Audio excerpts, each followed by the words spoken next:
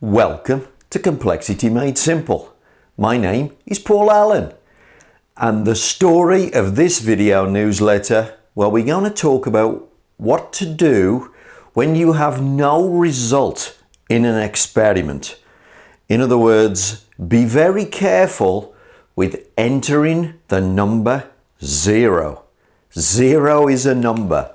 So that's kind of the centerpiece of the discussion, and it comes from 0 is a number. It comes from a little project review that I did this week. Someone had done a designed experiment. One of the rows didn't work and they'd entered 0. And I want to talk about whether that was the right number to put in there or not. Now, if you're not familiar with a designed experiment, what it basically requires you to do is to collect a table of data, often with rows and rows of results.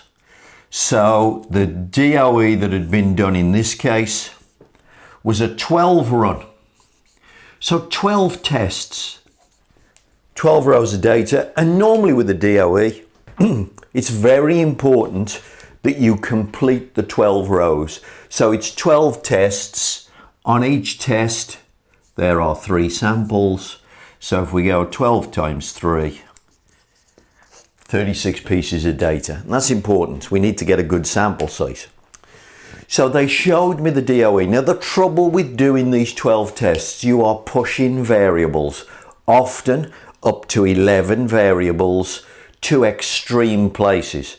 Now part of designing the experiment is trying to make sure you don't go too extreme, because you want all 12 tests to produce results. Now in this case, one of the tests had failed and it didn't actually produce measurable results. So what they'd done for those tests, they put 0. They put 0 in the cell. Now this was a mistake. We don't want to put 0. If you had no result, you should have no number. Remember, 0 is a number and it will influence the analysis. And one of the things about the analysis on a DOE, one of the calculations is the average of the bottom half versus the average at the top half. Now obviously, it depends what the numbers are, but let's say generally the numbers are about 120. That sort of level. So generally all the other numbers are in the hundreds. Now imagine taking one row in this block and entering 0. What are you going to do to the result? Well, you're going to pull the average dramatically down by doing that. When in point of fact, what you got was no result. If you get no result, leave the cell empty, like this.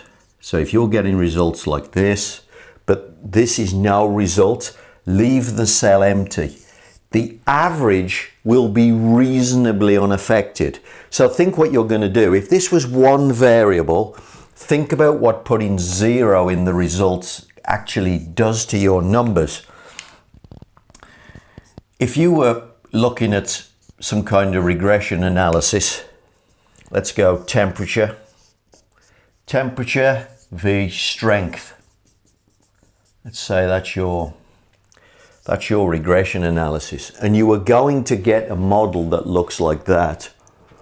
If one of these data points didn't fire off, so let's say that data point didn't produce anything, so you put it down here at 0. What will this do to the maths? Well, what it'll do, of course, the regression will try and average out the error. So now you've pulled the model right off its line and destroyed the model. Okay, so if I don't put that in, look, the model's unaffected. It's perfectly fine. I mean, even if this one was missing, the model is still going to be doing things and getting close to these data points over here. Okay, so it's a very common thing. People don't realize that 0 is a number, and sometimes they go, well, if I don't have a result, I'll call it 0. Now, if you want to look at a famous case where they argued about zeros, go and look back at the original Challenger disaster from, I think, 1976, January 28th, 1986, where the Challenger had a fuel leak, and they had previous data that related to this problem, but some of the data sets, the results were zeros. So in other words, they had 0 leaks. So on some occasions, they had other results, 2s, 3s, but some of the results they said were zeros. And they argued about this. And NASA said, zeros aren't a result, but they are.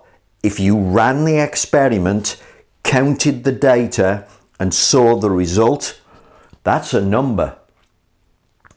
That would only be true if the experiment didn't happen, if you didn't fly. So if you chose not to launch, then you could say, well, I had zero failures on the day of that launch. Clearly you didn't have 0 failures because you didn't have an experiment.